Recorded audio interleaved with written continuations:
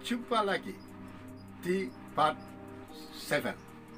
Semoga Anda sehat, tegar, dan sukses. Di 7 ini tinggal terakhir sebelum kita ke 8. Di 7 kita hanya mengantarkan Anda mengenal apa itu permesinan di atas dek. Barangkali cukup itu.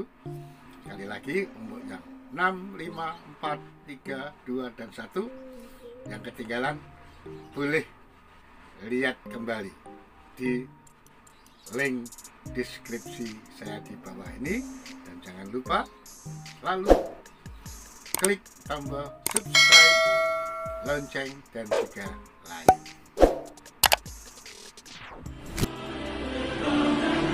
Inilah kehidupan pelaut penuh tantangan.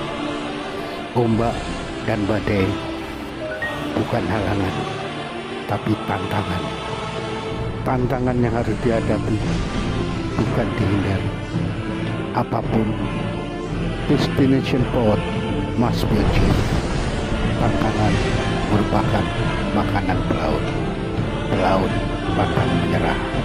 Pelaut menang. Ya, sekarang kita membicarakan masalah permesinan di atas dek, permesinan di luar kamar mesin.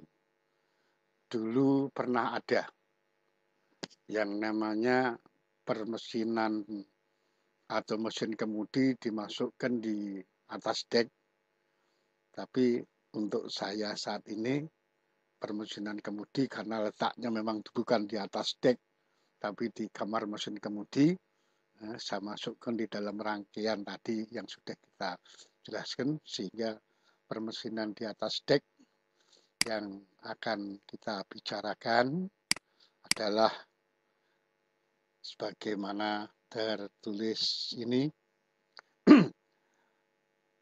Seluruh permesinan yang terletak di luar kamar mesin, khususnya di dek, yang berfungsi membantu fungsi-fungsi kapal dalam hal bongkar muat,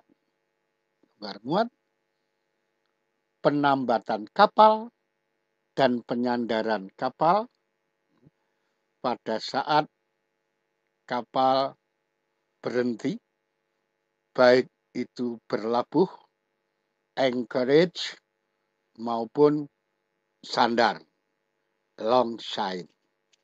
Ini adalah yang akan kita bahas sekilas tentang alat-alat di atas dek. Oke. Kemudian apa itu? Jenis-jenis permesinan di atas kapal dek ditinjau dari fungsinya. Ada peralatan tambat, disebut mooring equipment, mesin penggulung, kemudian peralatan penanganan jangkar, anchor handling equipment, kemudian peralatan penanganan kargo atau disebut cargo handling equipment, dan penutupan palka, hatch cover. Jadi bukan hanya bongkar muatnya, tapi sebelum bongkar kita buka dan nutup palka. Itu penanganannya semuanya oleh orang dek, tapi tentang perawatan permesinannya adalah tanggung jawab orang mesin. Lalu skoci. Skoci, kalau kita ngomong skoci, berarti ada mesin skocinya. Itu juga termasuk tanggung jawabnya orang mesin. Peralatan darurat, emergency equipment, seperti naik turunkan Dewi, kemudian pintu kedap air, watertight door, itu bisa secara manual, bisa secara remote control pakai elektromotor ya, dan peralatan keseimbangan atau balancing yang kita nantinya menggunakan stabilizer. Ada stabilizer yang bisa menyeimbangkan. Kalau kapal-kapal layar, kapal-kapal tradisional, di kiri kanan ada bambu yang nyimbangin. Di kapal besar pun juga ada sistem itu. Kemudian ada peralatan pendorong. Kalau dulu, sekarang pun masih ada kapal-kapal yang masih lama, konvensional. Kalau kita mau olah gerak sandar, kita memerlukan bantuan takbut untuk mendorong kapal sampai mepet dermaga. Sekarang ini kapal-kapal modern sudah dilengkapi dengan namanya bow thruster. Baling-baling yang kayak di belakang, kayak baling-balingnya maju mundur, tapi tempatnya di samping-samping kapal, sehingga kalau mau dorong ke kanan, maka baling-baling atau bow thruster lambung kiri yang mendorong, sehingga tidak memerlukan takbut lagi. Inilah jenis-jenis permesinan di atas dek, di luar kamar mesin, yang menjadi perhatian atau menjadi pembicaraan kita saat ini. Sehingga kalau kita bikin penggolongan ditinjau dari fungsi, kita bisa melihat penggolongannya. Demikian juga kalau dilihat dari tenaga yang digunakan. Dari fungsinya, permesinan di atas dek ada anchor winch. Ini adalah yang digunakan untuk menarik dan melepas let's go jangkar. Ya. Kemudian ada di kiri dan kanan. Kemudian mooring winch, itu winch untuk penggulung. Ya, ini adalah mooring winch, tadi ada tali, digunakan untuk penambat kapal kalau sudah sandar, supaya nggak ketahan arus, nggak ke bawah arus, maka dia ditambat di KD. Lalu cargo winch. Cargo winch ini adalah untuk penanganan bongkar muat. Bongkar muat ini, cargo winch ini mempunyai tugas ngangkat, mengayun ke kiri ke kanan, nurun, naikin. Jadi ada tugasnya dari mesin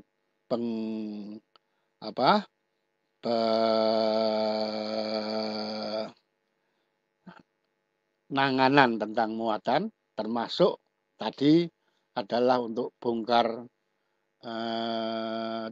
pasang atau bongkar, buka dan tutup palka. Kalau dilihat dari tenaganya, kita mengenal ada 3 yang untuk kapal besar, yaitu tenaga uap, tenaga listrik, dan tenaga hidrolik. Untuk kapal-kapal kecil, barangkali Anda pernah lihat, masih ada lagi yang pakai mesin diesel kecil, ya. Tapi itu bukan kelas dari pembahasan ini. Inilah kira-kira apa yang bisa saya sampaikan dari awal sampai akhir tentang pemahaman dasar, pengetahuan dasar. Yang masing-masing ini nanti akan kita dalamin sesuai dengan level berikutnya. Oleh karena itu, apa yang saya sampaikan ini adalah materi prasyarat. Sehingga pada saat kita ngomong jangkar nanti, ngomong cargo handling nanti, kita sudah nggak bertanya cargo handling itu apa. Karena secara umum, secara apa, sudah kita kenal. Ya, jadi kita sudahi part 7 tentang ini.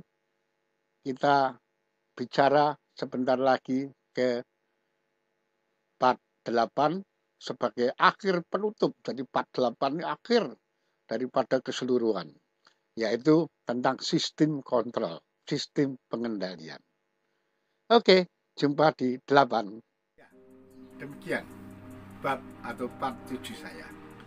Sebelum kita menginjak ke part 8 yang merupakan hakikat atau dasar pemahaman tentang sistem kontrol di atas kapal.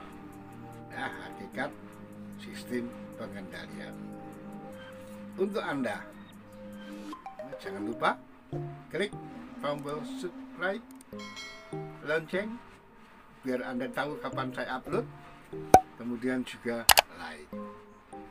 Kemudian pesan saya terakhir juga tentang Anda buat Anda yang kepingin membuat komen atau pertanyaan-pertanyaan, Anda bisa langsung tulis di kolom komen di bawah ini, atau bisa tulis langsung di direct message Instagram saya yang alamatnya seperti di bawah ini. Jangan lupa untuk yang ketinggalan di 65431 cek atau lihat link deskripsi di bawah ini juga. Sampai ketemu di 8.